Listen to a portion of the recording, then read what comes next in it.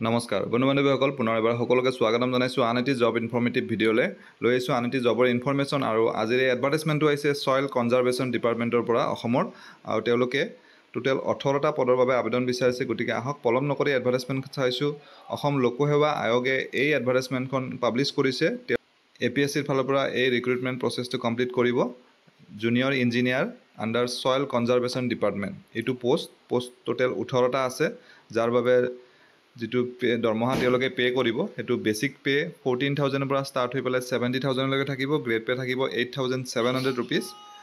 আৰু ইয়াৰ education qualification বিচাৰিছে 3 years diploma course either in civil engineering or agriculture engineering আৰু ইয়াত এজ লিমিটটো দিছে মিনিমাম 18 ইয়াৰ্ছ হ'ব লাগিব মেক্সিমাম 40 ইয়াৰ্ছ